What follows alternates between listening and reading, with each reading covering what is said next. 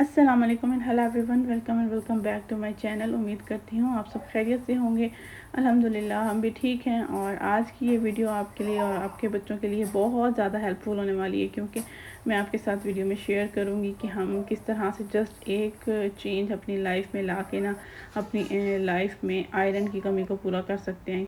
जो मैंने बहुत ज़्यादा ख़ुद रीड करके, ख़ुद उसके बारे में सर्च करके और फिर मैंने उसको अपनी लाइफ में इम्प्लीमेंट करने का सोचा। और साथ ही मैं आपके साथ किड्स का स्नैक एक शेयर करूँगी, बहुत ज़बरदस्त आइडिया जो आपके लिए विंटर में आप उसको ईज़िली यूज़ करा सकते हैं। समर में भी करा सकते हैं, लेकिन आजकल मौसम अच्छा हो रहा है तो विंटर में तो लाजमन आपने यूज़ कराना है। और आप ख़ुद भी वो यूज़ करें, बच्चों को कराएं, अपने जो बड़े बुज़ुर्ग हैं आप उनको भी करवा सकते हैं। और सबसे पहले तो बहुत सॉरी, मैं एक वीडियो अपलोड करती हूँ और सोचती हूँ कि बस अब 2-3 दिन में ना मैंने दूसरी वीडियो लगा देनी है, लेकिन कुछ ऐसे सर्कमस्टांसेस हो जाते हैं कि टाइम ही नहीं बनता। और बच्चे बीमार हो गए, फिर मैं बीमार हो गई, फिर अब दोबारा बच्चे बीमार हैं, तो इतना मुश्किल से टाइम मैनेज होता है कि बहुत ज़्यादा, क्योंकि मैंने वीडियो को स्टार्ट से लेकर एंड तक सारा कुछ खुद करना होता है। तो बच्चों के साथ ना फिर काफ़ी टफ़ हो रहा है। दुआ करें कि मैं थोड़ी सी ना इसमें एक प्रॉपर रूटीन लेकर आऊँ वीडियो अपलोड करने में। मेरी बहुत कोशिश है, लेकिन जैसे मैं ज़्यादा कोशिश करने लगती हूँ ना तो वो नहीं चलता, वो काम नहीं होता। अब जैसे आजकल क्या है, अजवा ना खाती है, टिश्यू पेपर और बॉल से पेंट वगैरह उतारना, वो खाना, तो ना ये सब सिम्टम्स थी। उसको कॉन्स्टिपेशन हो रही थी, तो बस हम उसको डॉक्टर के पास लेके गए। तो डॉक्टर ने बोला कि इसका जो है आयरन टेस्ट करवाएं, थोड़ी सी पेल लग रही है। अब आयरन टेस्ट करवाया तो जितनी एक बच्चे में लिमिट होती है ना, सब चीज़ें उसकी हाफ़ या हाफ़ से लो।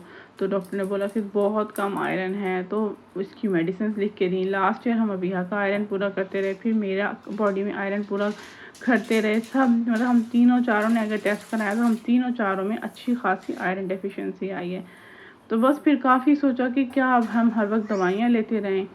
आखिर तो हमारी लाइफ में कुछ ऐसी कमी है जिसकी वजह से ना आयरन डेफिशिएंसी हो रही है। तो काफ़ी सोचा कि नेचुरल सोर्सेज कौन से हैं। फिर मैंने सोचा कि ये कास्ट आयरन जो है ना, इसका एक तवा ले लेती हूँ और इसी पे ही बच्चों के लिए एग फ्राई कर लिया करूँगी, इसी पे ही रोटी बना लिया करूँगी। कोई कटलेट्स होते हैं तो वो भी इसी पे बना लिया करूँगी।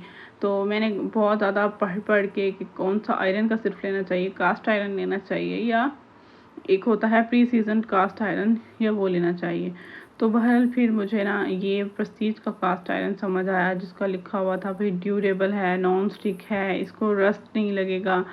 और ये कास्ट आयरन और आयरन के बर्तनों में ये फ़र्क होता है कि जो आयरन का होता है ना, उसको जंग भी लग जाता है, और दूसरा उसमें आयरन की क्वांटिटी भी फूड में कम शामिल होती है, जो भी हम खाना उस पर पकाते हैं। जो कास्ट आयरन होता है ना, इसमें पोर्स होते हैं, तो उन पोर्स के थ्रू जो आयरन की क्वांटिटी है ना फूड में ज़्यादा शामिल होती है।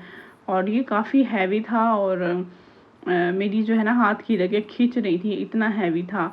और इसको ड्यूरेबल और लॉन्ग लास्टिंग बनाया हुआ है।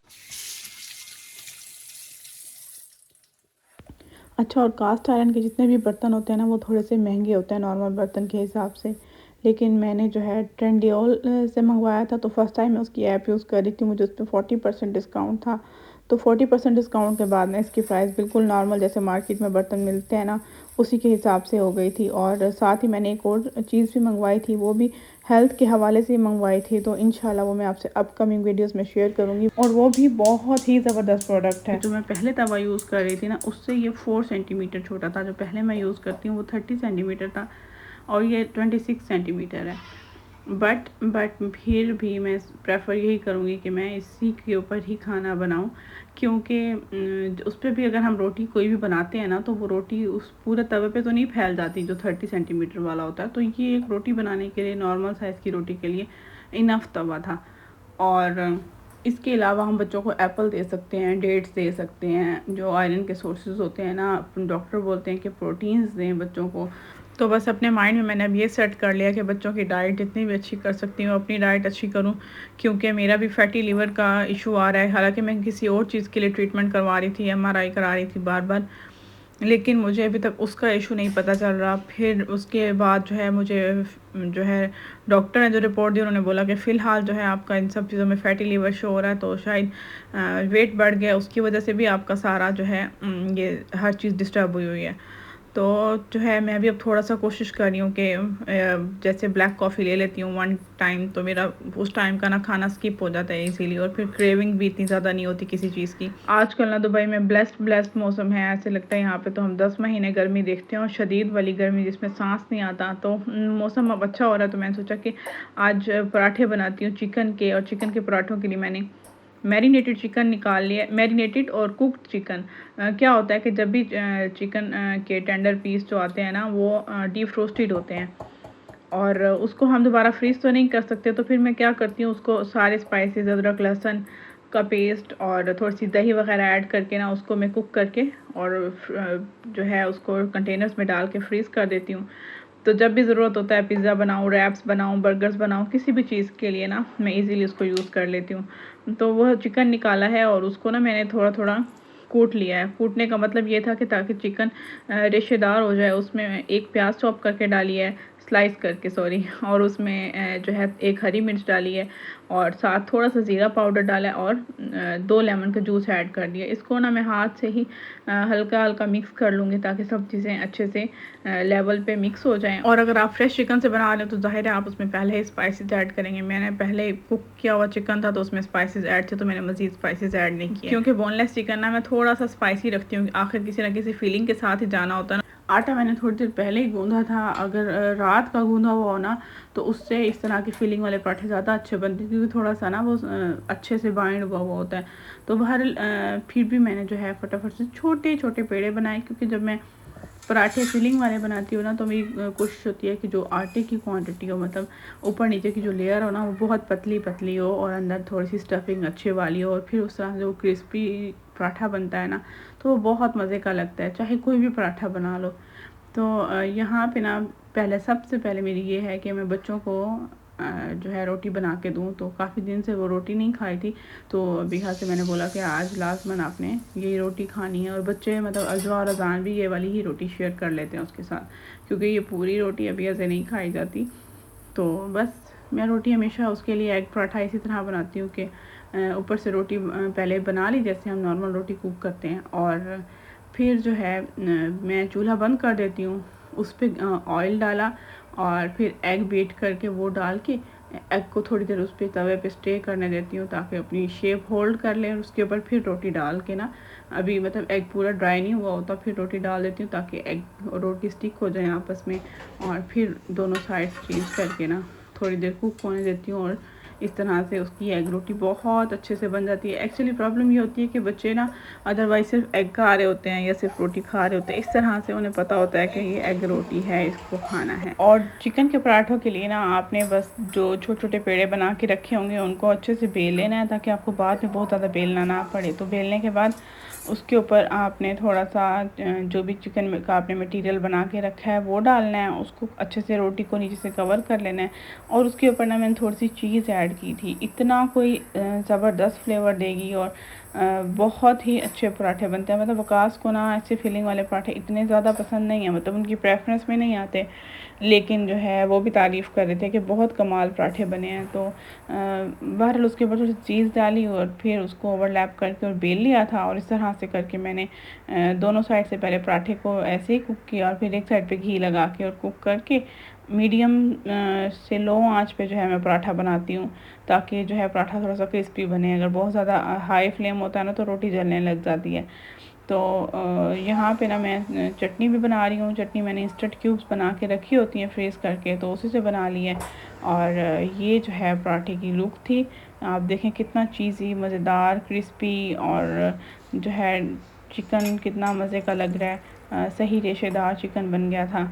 तो इस तरह से ना मैंने पराठे बना लिए थे, और अपने लिए ना मैंने सिंपल कॉफ़ी डाल के और उसके ऊपर जो है गर्म पानी डाल के और उसको थोड़ा सा मिक्स करके तो मैं इसको पी लूँगी, क्योंकि मेरी तबीयत काफ़ी ज़्यादा ख़राब रहने लग गई थी, और बहुत सारी प्रॉब्लम्स होने लग गई थी, गायनी की बहुत सारा प्रॉब्लम्स। तो जो है ना बस मैंने सोचा है कि थोड़ा सा ना अपनी तबीयत को भी लाजमन देखना है, क्योंकि जब मैं बीमार होती हूँ ना फिर पूरा घर जो है ना वो अपसेट हो जाता है। तो बहरहाल इसके बाद मैंने नाश्ता कर लिया था, और नाश्ते के बाद के ना मैं अब बर्तन वॉश कर रही हूँ, ताकि जो है किचन साथ के साथ ही क्लीन होता रहे। और इस तरह से फिर मुझे घर को मैनेज करना पड़ता है, वरना मेरे ऊपर बहुत ज़्यादा बर्डन पड़ जाता है और फिर बहुत मुश्किल होती है। तो यहाँ पे अब मैं बच्चों के लिए बना रही हूँ हेल्दी से स्नैक्स। बहुत मज़ेदार स्नैक बनते हैं, ट्रस्ट मी, आपने ज़रूर बनाने हैं। और आप अपनी बॉडी में एक विजिबल फ़र्क महसूस करेंगे, वाज़िया तौर पे आप अपनी बॉडी में जो है चेंजेस देखेंगे।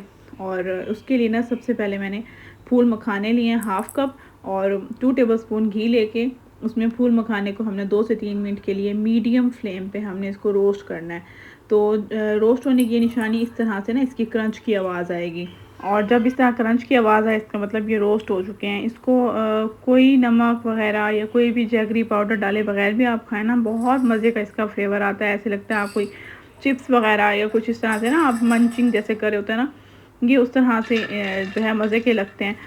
1/2 कप ही मैंने बादाम ले लिए हैं, और बादाम को भी हमने ड्राई रोस्ट कर लेना है। बादाम जो है बाकी नट्स की निस्बत थोड़ा ज़्यादा टाइम लेते हैं रोस्ट होने के लिए, तो इसलिए मैं इसको सेपरेट रोस्ट कर रही हूँ। बस रोस्ट करने के बाद जो है अब मैं इसमें बाकी नट्स डालूँगी। और अब आप ये देखें, मैं सब नट्स जो है थोड़ी-थोड़ी क्वांटिटी में ले रही हूँ, लेकिन जब ये बन के तैयार होता है ना तो ये बहुत ज़्यादा क्वांटिटी इसकी हो जाती है, और जो है काफ़ी टाइम के लिए इनफ रह जाते हैं। और अगर आप जो है इसको बिल्कुल एज़ इट इज़ बनाएंगे ना जैसे मैंने बनाया, तो ये 2-3 महीने कहीं भी नहीं जाते। तो आप इजीली बच्चों को लंच बॉक्स में, घर में, बाहर कहीं भी इनको खिला सकते हैं। ये कंप्लीट और बैलेंस फूड है, बच्चों के लिए भी और बड़ों के लिए भी। अच्छा, जितने भी मैं अब यहाँ पे नट्स यूज़ कर रही हूँ ना, वो नट्स सब मैंने हाफ़ कप के करीब लिए हैं। तो यहाँ पे अब मैंने 1/2 कप काजू, 1/2 कप पिस्ता और 1/2 कप ही मैंने अखरोट लिया है, और इनको आप देख रहे हैं मीडियम से लो फ्लेम पे मैं 2 से 3 मिनट के लिए इसको भी ड्राई रोस्ट कर लिया है। और इसके बाद मैंने फ्लेम ऑफ कर दिया था, क्योंकि यहाँ पे अब मैं सीड्स को जो है रोस्ट करने वाली हूँ। सीड्स बहुत जल्दी हीट पकड़ते हैं और साइज़ में वैसे ही छोटे होते हैं। तो मैंने चूल्हा बंद कर दिया, जैसे ही पैन की अपनी हीट है ना उसी पे ही रखे हैं, और ज़ाहिर है बर्नर भी अभी हॉट है तो वो भी अपनी हीट दे रहा है। और यहाँ पे मैंने पम्पकिन सीड लिए हैं, और कोकोनट पाउडर लिया है, और सफ़ेद तिल लिए हैं, और साथ अलसी के बीज लिए हैं। तो इन सब चीज़ों को भी 2 से 3 मिनट के लिए मैंने ड्राई रोस्ट करना है। और यहाँ पे मैंने फ्लेम भी ऑन कर दिया था। 2 से 3 मिनट में ही ये अपना एक ख़ास खुशबू सी एक जो है रिलीज़ करने लग जाते हैं। उसके बाद जो है इसको हम दोबारा उसी नट्स वाले मिक्सर में डाल देंगे। अब जब तक ये नट्स ठंडे हो रहे हैं ना, मैंने यहाँ पे डेट्स लिए हैं और डेट्स को वॉश कर लिया है। डेट्स मेरे पास ना बहुत सॉफ्ट वाली हैं, ना बहुत हार्ड वाली हैं, नॉर्मल सी डेट्स हैं मेरे पास। और अगर आपके पास बिल्कुल सॉफ्ट वाली हो तो उसका तो बहुत जल्दी से वो मैश हो जाती हैं, लेकिन मेरे पास थोड़ी सी हार्ड है। तो इनको मैंने वॉश करने के बाद ना इनके सीड्स सब अलग कर दिए। और जब तक जो है यहाँ पे ये ठंडे हो गए थे नट्स, तो इनको मैं चॉपर में डाल के ना चॉप कर लूँगी। अगर आपके पास चॉपर नहीं हो तो कोई मसला भी नहीं है। ये नट्स ना इतने क्रंची हो चुके होते हैं इस लेवल पे आके ठंडे होने के बाद, कि आपने एक प्लास्टिक बैग लेना है, उसमें सीड्स को डालना है, नट्स को, और जो है उस प्लास्टिक बैग को किसी कपड़े में डाल के और उसको ना किसी भी डंडे से ना अच्छे से कूट लेना है। अगर आप बच्चों के लिए बना रहे हैं तो उसको बाद में छान लें, और मोटा मोटा जो है वो बड़ों के लिए बना दें। नहीं तो ब्लेंडर जूसर जो होते हैं वो भी हम सबके घरों में होते हैं, उसमें थोड़ा थोड़ा डाल के उसमें जो है हम अच्छे से उसको ग्राइंड कर सकते हैं। तो जो चीज़ आपके पास कन्वीनियंस जिसमें आपको मिले आप वो कर सकते हैं। तो यहाँ पे मैंने सारा जितना भी ड्राई फ्रूट थे ना उनको मैंने इस तरह से बारीक सा चॉप कर लिया। आप देखें इस तरह से दरदरा सा चॉप हुआ है, बहुत पाउडर नहीं बन गया। तो बस अब यहाँ पे ना हमने 2 टेबलस्पून घी लेना है, और फ्लेम जो है आपने इधर मीडियम रखनी है।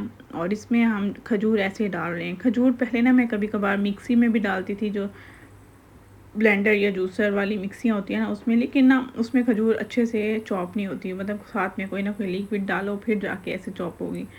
तो अब मैं क्या करती हूँ, इन डेट्स को ना पैन में डालती हूँ, और पैन में ना इसको हीट जब जैसे ही मिलती है ना ये नरम होना शुरू हो जाती है खुद ही। एक तो हमने पैन में डालने का मतलब ये है कि इसका मॉइस्चर जो हमने वॉश किया ना खजूर वो ड्राई हो जाए। अगर वो ड्राई नहीं होगा तो जो भी हम चीज़ बनाएंगे ना वो ख़राब हो जाएगी, उसको फंगस लग जाएगी, वो ज़्यादा उसकी लाइफ नहीं होगी उस चीज़ की। तो देखिए यहाँ पे जो है खजूर अच्छे से ना गर्म हो गई थी, तो मैंने उसी में ही इसको मैशर से मैश करना शुरू कर दिया है। चूल्हा भी बंद नहीं किया, चूल्हा ऑन है। तो मैशर से जैसे मैं मैश कर रही हूँ ना, ईज़िली मैश होता जा रहा है, बहुत ईज़िली। नहीं तो आपने इसको निकाल के, अगर मैशर भी नहीं है तो जो हम लहसुन अदरक कूटने जिससे कूटते हैं ना, आपने उसमें डाल के और इसको पीस लेना है, क्योंकि खजूर का हमें पेस्ट चाहिए। यही हमारा बाइंडर है और हमने इसको जो है नट्स के अंदर यूज़ करना है, इसी से ही हम शेप देंगे। कुछ लोग ना गुड़ का भी इस्तेमाल करते हैं, गुड़ की चाशनी बना के और उसमें भी मतलब नट्स में डाल देते हैं। तो वो ना बहुत ही गरम गरम आपको पिनियाँ बनानी पड़ती हैं, बहुत ही गरम गरम यूज़ करना पड़ता है। और गुड़ से ज़्यादा हेल्दी जो है ये खजूर है हमारे पास। तो खजूर का बहुत अच्छा फ्लेवर आता है, बहुत अच्छा। अब बहरहाल जो है, जो नट्स पाउडर हमने बना के रखा था ना, वो थोड़ा थोड़ा करके ना मैं इसी खजूर में ऐड करते जा रही हूँ। जैसे गरम गरम खजूर थी ना, उसी में ही हमने ऐड करना है, ताकि जो है जल्दी से हम इसको शेप भी दे सकें, जो शेप लानी है। अब यहाँ पे एक डिश लिया, उसको हल्का सा मैंने ग्रीस किया हुआ था। आप चाहें तो इसमें बटर पेपर भी रख सकते हैं, रख के फिर जो है उसको शेप दे लें। तो पहले मैंने ना चमचे की मदद से इसको इस तरह से हल्का हल्का सेट करने की कोशिश की है, लेकिन वो सही से ना इतना प्रेस नहीं हो रहा था। फिर मैंने एक जो है वो लिया है स्टोरेज बॉक्स, और उससे मैं इसको बहुत ज़ोर ज़ोर से प्रेस कर रही हूँ, ताकि इसकी जो चिक्की बने या जो भी आप शेप देंगे, वो हर एक पे खुद डिपेंड करता है, तो वो बहुत अच्छे से बन जाए। अच्छा, इसका ना 1-2 वेरिएशंस और भी होंगी, वो भी मैं आपको बताऊँगी। और इसको बस मैंने फ्रिज में रख दिया है। और पहले मैंने आपके साथ ना, जब मेरे बच्चे छोटे थे, तब मैंने एक नट्स पाउडर बनाया था, और वो बहुत ही बच्चे मेरे शौक़ से पीते थे। वो ना हॉर्लिक्स की फॉर्म में मैंने बनाया था, और अब बिहा के लिए ना मैं उसको रोटी में मिक्स किया करती थी, तो वो बहुत ही अच्छी मतलब वो रेसिपी थी। तो वो भी मैं आपके साथ जो है उसका लिंक कमेंट में डालूँगी, क्योंकि अक्सर लोगों को ना डिस्क्रिप्शन बॉक्स का पता नहीं चलता, तो इसलिए मैं कमेंट्स में डाल के और फिर आपको जो है वहाँ से लिंक इजीली मिल जाएगा। तो अगर आपने वो देखना हो ना, जिनके छोटे बच्चे हैं लाजमन, तो वो भी ज़रूर देखिएगा। अब अगर आपके पास डिश नहीं है उस तरह से, तो आप कोई भी बटर पेपर ले लें और उसके ऊपर जो है ये मिक्सचर डाल के और उसको इस तरह से रोल कर लें, और रोल करके दोनों साइडों से इस तरह से, जैसे टॉफ़ी की शेप होती है ना, वैसे ही शेप में ट्विस्ट कर दें दोनों साइड से। तो इसको भी हम फ्रिज में रख देंगे, और सिर्फ 5 मिनट्स के लिए मैंने इनको फ्रीज़र में रखा था, ताकि ये थोड़े से अपनी शेप को होल्ड कर लें, और इसके बाद हम इसकी अच्छे से कटिंग कर लेंगे। और बार शेप में मैंने इस तरह से एक इनको इस तरह कट किया था। आप चाहें तो इसकी छोटी छोटी जो है पोर्शंस बना के रख सकते हैं, क्योंकि बच्चे इतना ज़्यादा नहीं खाते, छोटा पोर्शन खा सकते हैं। आप इसकी पिनियाँ बना सकते हैं। तो जो शेप आपको बेस्ट लगे ना, आप वो कर सकते हैं। और हाँ, अगर किसी के बच्चे डायरेक्ट इसको ऐसे खाना नहीं पसंद करते ना, तो आपने चॉकलेट ले लेनी है, उसको मेल्ट करना है जैसे डबल बॉइलिंग मेथड से, और उसमें डिप कर करके ना आपने उनको चॉकलेट की शेप में सेव कर देना है, और फिर आपने अपने बच्चों को ऑफ़र कराना, तो अपने बच्चे इंशाल्लाह ज़रूर खाएंगे। तो ये बहुत ही मज़ेदार सी पिनियाँ बनती हैं। ये यूँ समझें कि आपके पास एक बायोटीन है, बायोटीन जो आपके हेयर, नेल, स्किन, इनको अच्छा रखेगा। कमर का दर्द, जोड़ों का दर्द, आपकी जो है एनर्जी बूस्टर के तौर पे, माइंड बूस्टिंग के तौर पे, जो पढ़ने वाले बच्चे हैं उनके लिए, ओल्ड एज पीपल के लिए, तो किसी के लिए इसमें ना किसी किस्म की कोई प्रॉब्लम भी नहीं है। तो बहरहाल मैंने जो है सारी शेप्स बना ली हैं, और उनको जो है एक टाइट जार में बंद कर दिया। होप सो वीडियो अच्छी लगी होगी। अच्छी लगे तो लाइक शेयर सब्सक्राइब करें। अपना ख्याल रखें, दुआ में याद रखें। मिलूंगी नेक्स्ट वीडियो में, तब तक के लिए अल्लाह हाफिज़।